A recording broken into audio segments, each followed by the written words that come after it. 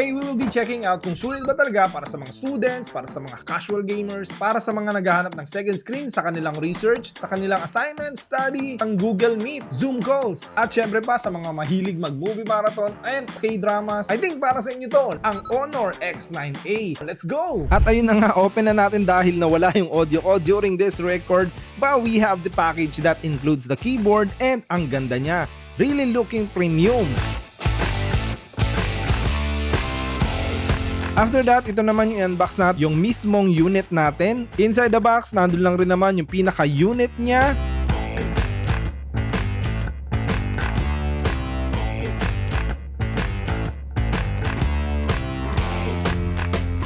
And meron siyang kasamang charger, USB Type-C to Type-A, and manuals na rin. You know?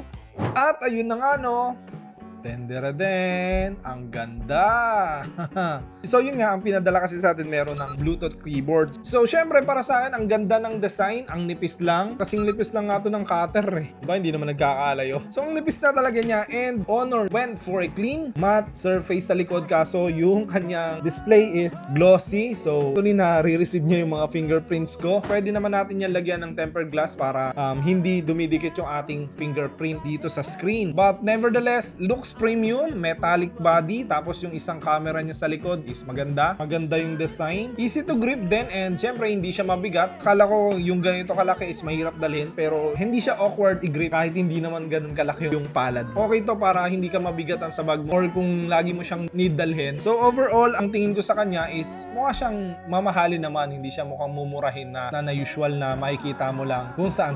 For the build and quality design, pasok siya para sa akin. So sa display naman, of course, most of the time dito nagkakatalo, pero itong Honor natin ay meron siyang 2K resolution dahil doon ang ganda ng display ng ating screen. So ibig sabihin, sharp yung text and crispy yung images kung ikaw ay magbabasa and or magre-research. Smoother din yung animations ng ating mga videos and or movies kung kayo ay talagang magbe-binge watch para dito. Goods siya kasi nga 120Hz din yung kanyang refresh rate. Ibig sabihin, ang smooth talaga mag-scroll dito. Maganda din siya outdoors dahil 400 nits yung kanyang brightness and magagamit mo talaga siya kahit matindi yung sikat ng araw. So sa display niya, I think pasadong-pasado, hindi tinipid. Ang taas na nun 2K resolution for just around 10,000 bucks only. So para ka na talagang merong mini laptop para dito. So para sa kanyang speakers, isa ito sa mga pinagmamalaki niya dahil meron siyang 4 na speakers dito sa kanyang side. Yung 1, 2, 3, 4 and kasama na din yung amplifiers niya doon. Sobrang lakas niya para sa akin, no? Tignan nyo. Ayun, no? Kalahati pa lang yun.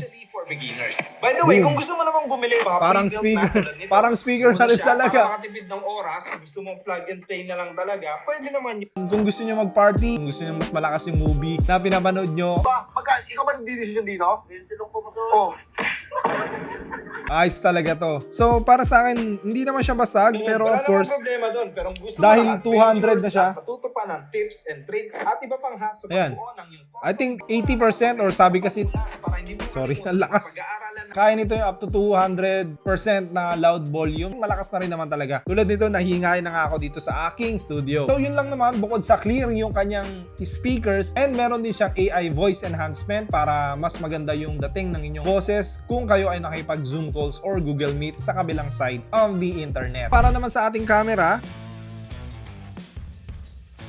ayan yung camera kanyang kuha. Acceptable naman dahil hindi naman natin to gagamitin as photography and or para sa mga ganong purposes. For documentation purposes, I think goods na to. I-snap din ako ng mga shots outdoors dahil nire-record ko to ngayong gabi. I think mas okay siya sa personal, di lang siya makita detailed ng aking camera na ginagamit. But I think it's decent. Meron siyang 8 megapixels sa kanyang front and 13 megapixels naman dito sa nakikita nyo. And low light to, but I think it's acceptable naman para sa ating camera. Para naman sa ating performance, powered siya with Snapdragon chip which is solid for daily use. Smooth sa browsing and good for multitasking, pero fast din siya sa pag-switch ng mga apps, and goods na rin kung pang-research and pag-edit ng notes and kung pag-views ng mga PDFs natin, and kung para sa mga research purposes lang, para sa documentation or like ChatGPT, astig na rin talaga to. At pan testing, wala naman ako nakitang random stutter sa kanya kung nagbabrowse ako and nag-ChatGPT. Actually, maganda rin dito, parang isang pindot mo lang yung Gemini na naka-built-in sa kanya. So pag pinindot mo yon, instead na Copilot is Gemini na siya. So yan yung parang ChatGPT na built-in sa kanya. Gumagana rin dito yung split screen pero naliitan na ako, so medyo mas maganda kung full wide na lang natin gagamitin. And it's not a power horse, pero of course hindi ka rin naman ibabagsak ng kanyang performance kung mga ganitong gawain lang naman yung paggagamitan natin dito sa tablet na to. Kumbaga bang for the buck, and panalo na rin nga para sa kanyang price. So sa OS naman niya, latest na rin na Magic OS 9.0, pero actually in-update siya agad nung nakuha ko siya. And so far okay naman talaga, and matagal ko na siya nagagamit pero hindi naman siya umiinit. But nevertheless, wala naman ako nakitang stutter sa kanya. And kung naka-honor din kayo na iba pang gadgets tulad ng iba pang tablets or na phones, mas madali nyo siyang ma-access dahil madali yung drag and drop dito. And of course, Honor, dahil hindi nyo pa ako nabibigyan ng cellphone, baka pwede nyo akong bigyan para matest naman natin yung pag-drag and drop dito. Sana mabigyan nyo ako at maipakita natin yung ating drag and drop test para sa kanila. And I believe seamless na rin talaga dahil upon setup nito, sinatanong niya kung meron ka pang iba pang devices para mag-sync na rin sa Honor X9A. Yun no? And by the way pala, kung ito ay pang regalo nyo rin sa mga kids, meron din siyang Google Kids Space, which is pre-installed na rin para maging safe ang ating mga Junakis and mga kids sa pagbabrowse ng ating internet. Astig na rin naman talaga ito, you know. So, tinatanong niya rin kung sino yung gagamit nito. During setup, tinatanong niya kung adult or kids ang gagamit ng ating tablet. By that, magiging safe talaga yung ating kids sa paggamit ng tablet. So, mga kids, hinahinay lang din sa paggamit ng ating tablet. Yun o, yung anak ko, tuwan-tuwa o. Happy ka?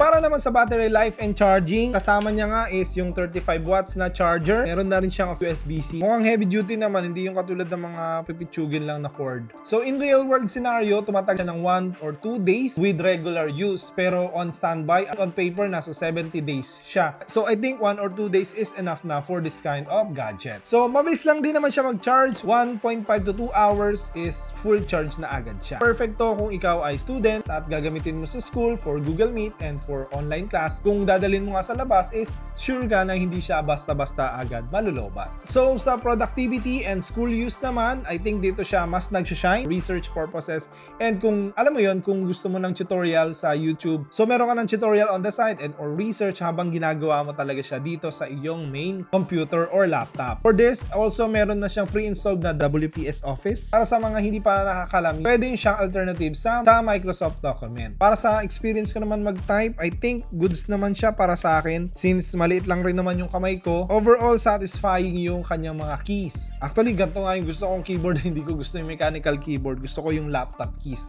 So this one is parang maliit na laptop talaga and hindi nakakangalay kasi kahit naka-surface yung mismong, kahit wala kang parang pad or nasa surface lang mismo ng mesa yung kamay mo, dali ka makakapag-type. Goods na rin to. Kaya kapag bumili kayo, mas maganda kung pipiliin nyo yung may kasama ng keyboard. And by the way, speaking of bibilhin, nandito yung ating YouTube shopping link para sa ating Honor X9A. Pwede nyo na siyang i-click dyan nang hindi lumalabas ng YouTube. Mas makakasigurado kayo na safe at hindi scam yung link na i-click nyo. Para din sa mga nagtatanong kung okay din ba siya sa mga games, ito pinalaro ko yung mga pamangkin ko and yung anak ko. And I believe na okay rin naman sa kanila to and nasiyahan sila. Pero based on papers, dahil hindi naman ganun kataas talaga yung kanyang chipset, di ito para sa mga pro gamers. But for casual users and sa mga gusto lang din naman mag-enjoy sa kanilang games and sa kanilang tablet, okay na rin naman tong Honor X9A. Sa kanyang naman connectivity, unfortunately, isa lang yung kanyang output or input, yung USB Type-C. So kung gusto mong i-upgrade yung kanyang storage, like lalagyan mo siya ng SD card, hindi pwede. And hindi rin pwede yung ating wired na headset kasi wala rin siyang 3.5mm. Pero of course, meron naman siyang Bluetooth and stable naman din yung kanyang connection. Para sa kanyang Wi-Fi, hindi pa siya na-disconnect nung habang ginagamit ko. Wala namang disconnect. And tingin ko for safety purpose na rin yun, lalo na kung ang mga gagamit nito is mga chikiting. So wala na silang masyadong pagsasaksakan pa ng mga ganon. So hindi naman siya ganun ka-disadvantage kasi most of the cellphones naman na ngayon ay wala na rin na mga ganong input, diba? So who is this tablet for? Itong tablet na to ay para sa inyong mga inaanak, sa inyong mga re-regaluhan ngayong Pasko. So ipakita nyo na tong video na to sa inyong mga ninong at ninang at sabihin nyo na this is really recommended by Rico Manila. You know? Pero kidding aside, this is for the students na gustong magkaroon ng portable device para sa kanilang research and assignments and para sa mga kanilang online class. Pwede rin to sa mga nagbe-binge watch and movie marathon on the go dahil portable din naman talaga to and pwede mong dalhin kahit saan and kahit anong pwesto ka manood. And para din to sa mga nanay na gustong bigyan ng regalo ang kanilang mga anak para meron na sila panooran ng Peppa Pig at mga kung ano-ano pa. Para din to sa mga casual gamers na gustong maglaro lang din ng Roblox and other cellphone games na hindi naman talaga sobrang bibigat ng requirements. Para din to sa mga nagmumultitask tulad nga ng sinabi ko na pwede mo siyang gawing research panel or pwede sigurong tutorial, so habang ikaw ay nagluluto pwede mo siyang itapat dito sa iyong side at hindi mo na kailangan pa ng laptop and hindi na rin maabala yung cellphone mo. Kung yung cellphone mo is ginagamit mo rin of course sa negosyo or kung saan pa, meron ka ng portable machine or computer na papanooran ng mga ganong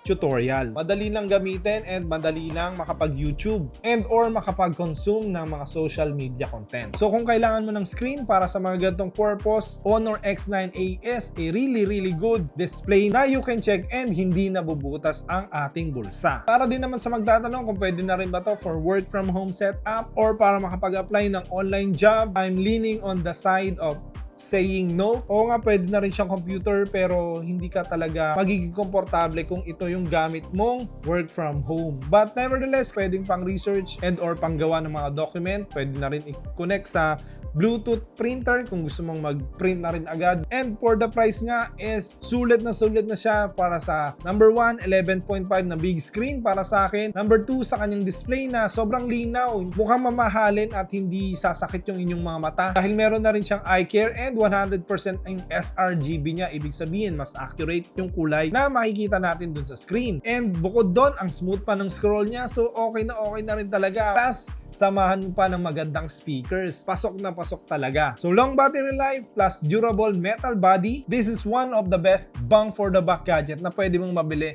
sa ganyang price range. So kung gusto mo ng gadget na mukhang mamahalin, smooth and reliable din, pero hindi masakit sa bulsa, this Honor X9A tablet is one of your best choice right now. So click nyo na yung link dito sa ating YouTube shopping para ma-check out nyo na nga yan and ma-check na rin sa mga vouchers na pwede nating magamit. Yun lang naman, kung may tanong kayo, pwede nyo i-comment sa baba. Sasagutin natin yan hanggat maaari. And yun lang naman for this video. See you on our next PC build from ASUS. Check natin yan. Thank you sa panonood and sa support yung mga trops. Merry Christmas sa inyo! You know, ganda! Ganda talaga. Ayos din talaga yun. Pero pinadali na lang tayo. Cellphone ulit